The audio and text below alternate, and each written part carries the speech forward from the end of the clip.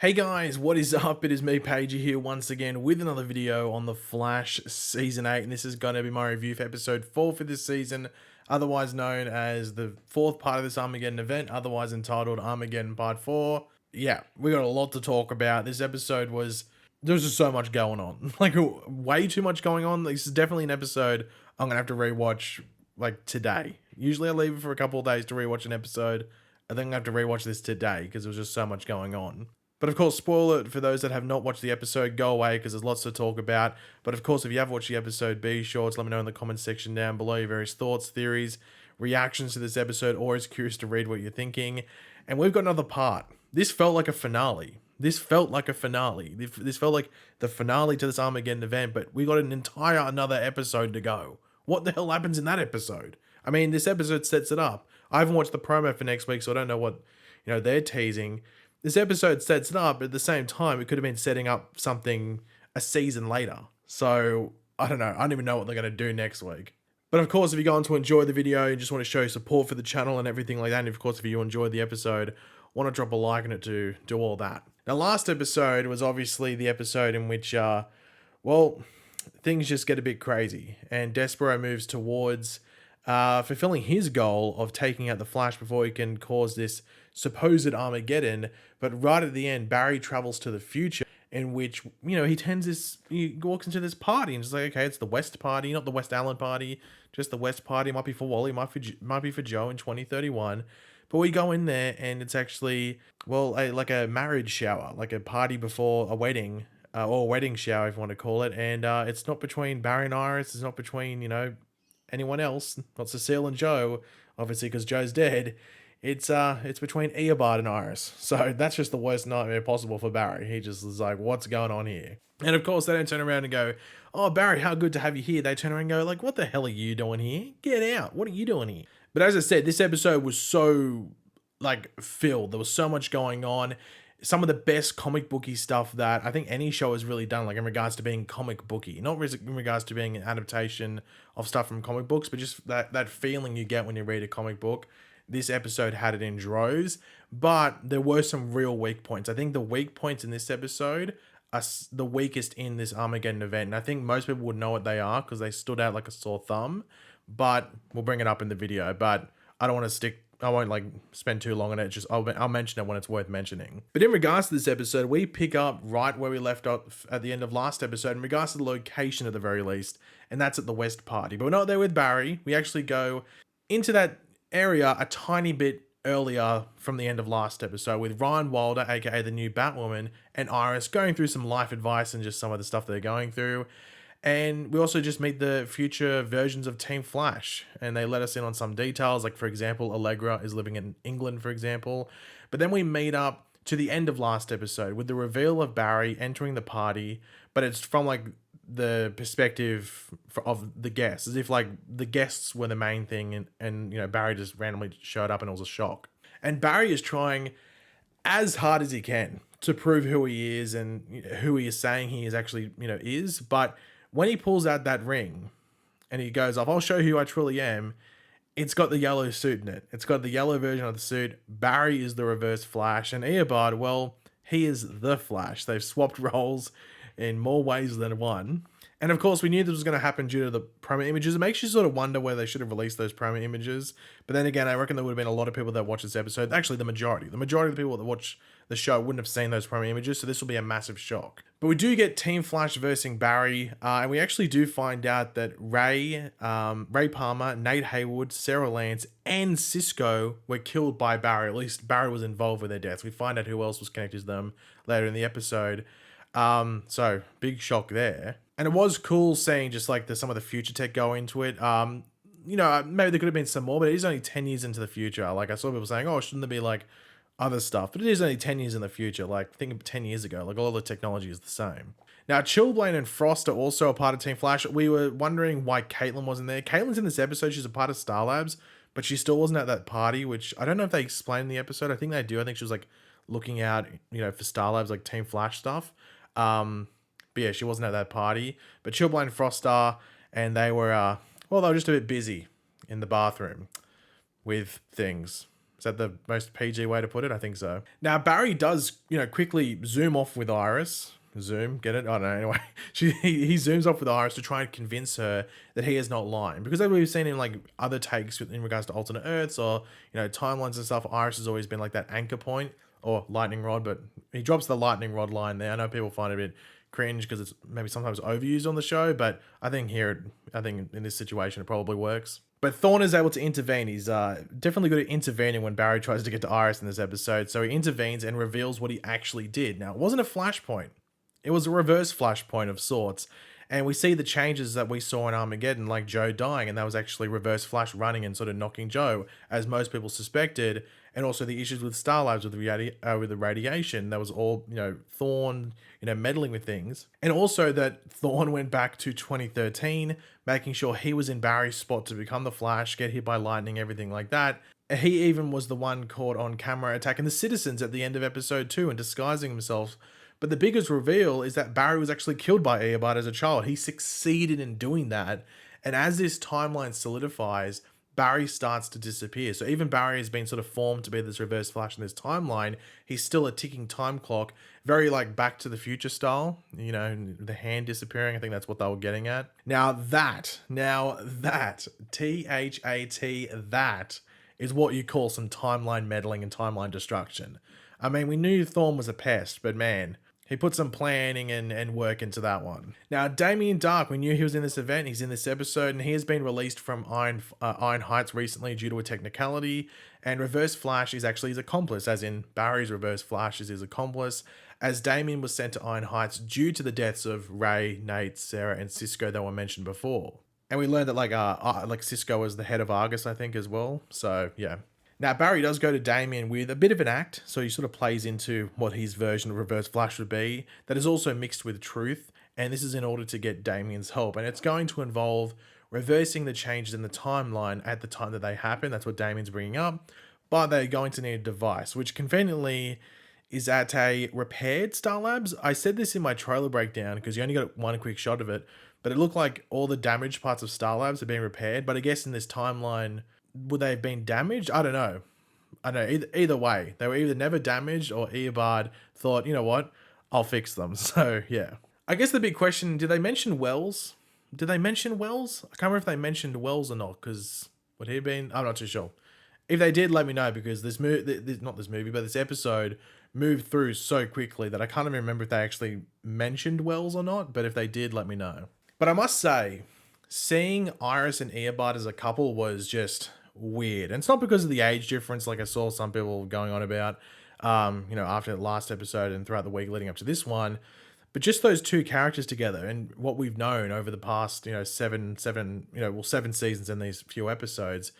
It's just weird to see them interact in that way.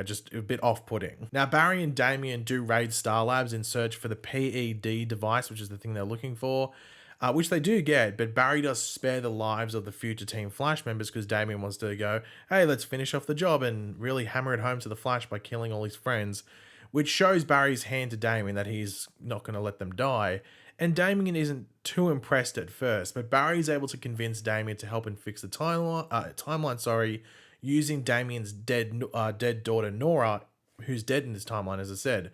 Obviously she's alive. She's married to Ray Palmer in the normal timeline. In episode 1 we got that reference, and that, like, not even reference, like there was like lines about Ray's life with Nora and everything like that. And of course they do have Damien sort of tapping into Barry so he can see that timeline and everything like that, and he knows that what he did to keep Nora alive and everything like that, which sort of spurs Damien's direction and his motives throughout the rest of the episode, which I thought was good to set all that up.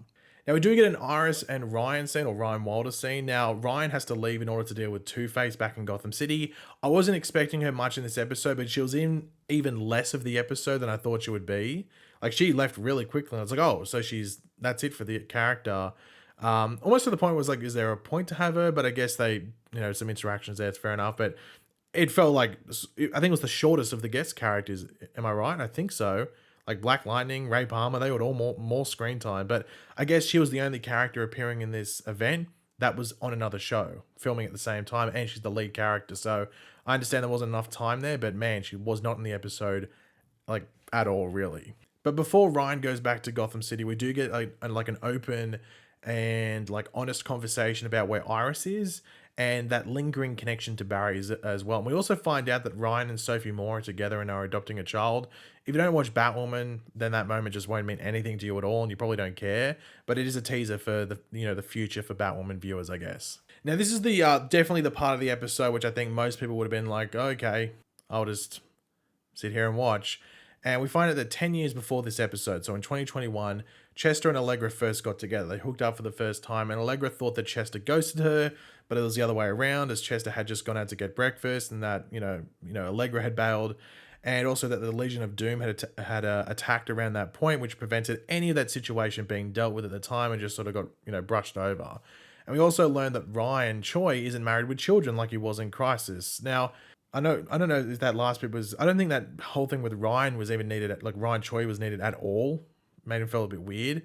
But even the stuff with Allegra and Chester, the whole subplot just felt random and unnecessary. And I think we can all assume that they are just setting up Chester and Allegra in the present day as a couple. They even kiss towards the end, which I don't think is a good pairing. I think it's overly forced and just making a couple for the sake of a couple. It's probably the most forced thing on the show in regards to a couple since the hints at like Caitlin and Julian being a thing. And if Julian had stayed on the show, which they intended to do, that probably would have happened.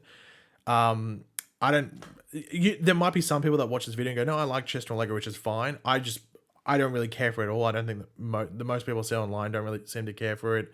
And I think that's the only reason it was in this episode, to allow or get people used to it so they can then develop it in the present day. That's all I can assume that happens there, but that's for us to wait and find out, I guess. But yeah, it was definitely the low point of the episode and probably the weakest thing the entire event has done, that whole subplot.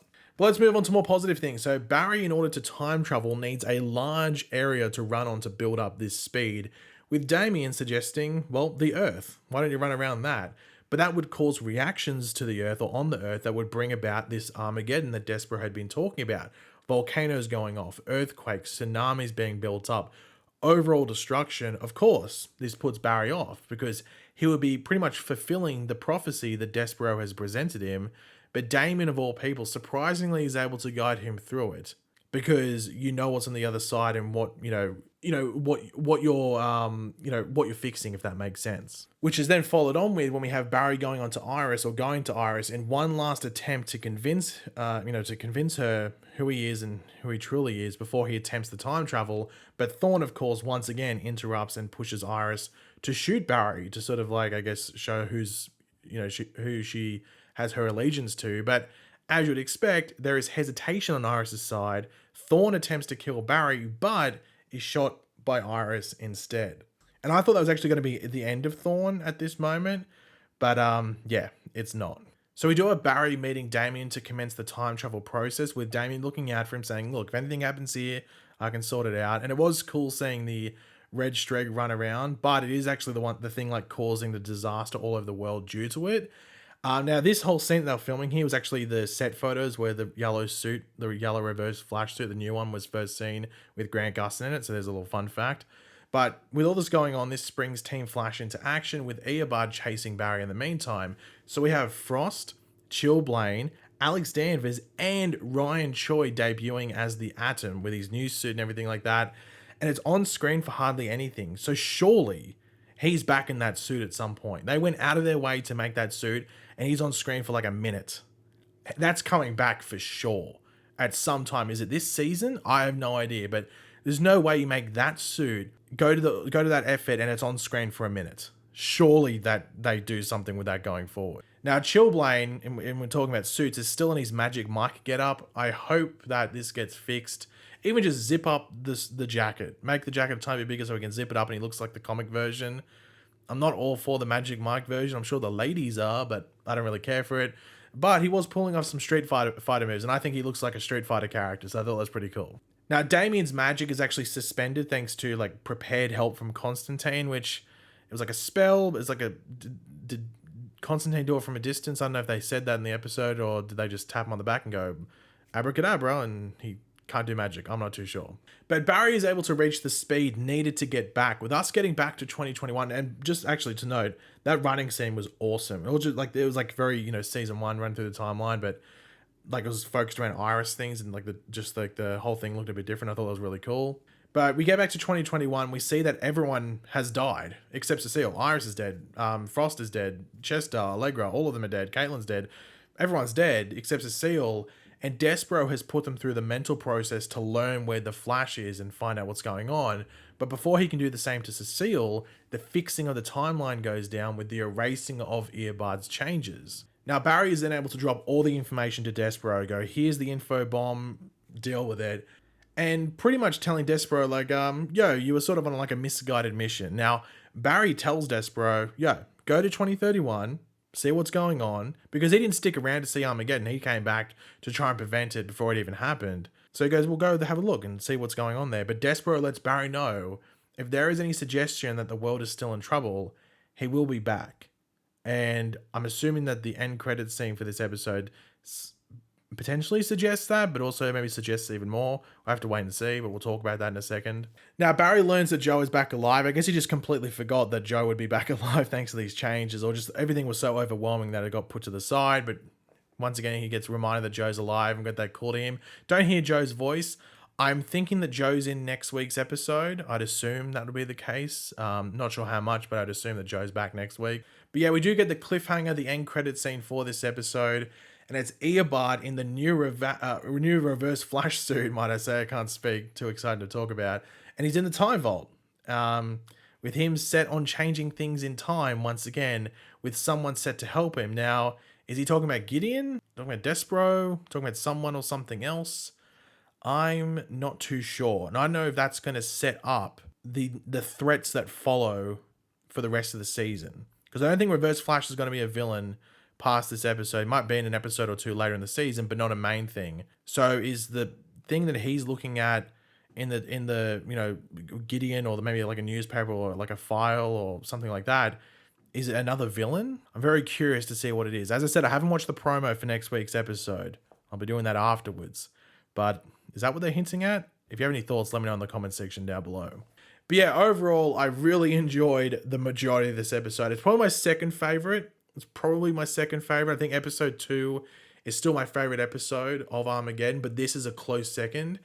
If really maybe the Chester and Allegra stuff and the over, like whatever they were even trying to do there was taken out, maybe it gets up, but I have to put it in there. It has to be part of my like ranking process. So I think this is my second favorite episode so far. You might think it's your favorite, which is awesome if that's the case, because I think it's an awesome episode, just with some minor issues. But enjoyed the hell out of it, and I just don't even know what they're going to do next week. This felt like a finale. This felt like the finale to this Armageddon event. What they do next week, can't wait to see, and I'm sure we'll be shocked, because that's been pretty much Armageddon as a whole. Surprises, surprises, slaps in the face, shock, shock, shock. That's pretty much what it's been. But yeah, guys, thanks for watching. Hopefully you enjoyed the video. If you did, it'd be awesome if you could drop a like on it, show support.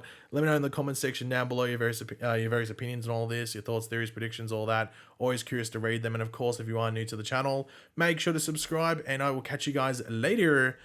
Goodbye.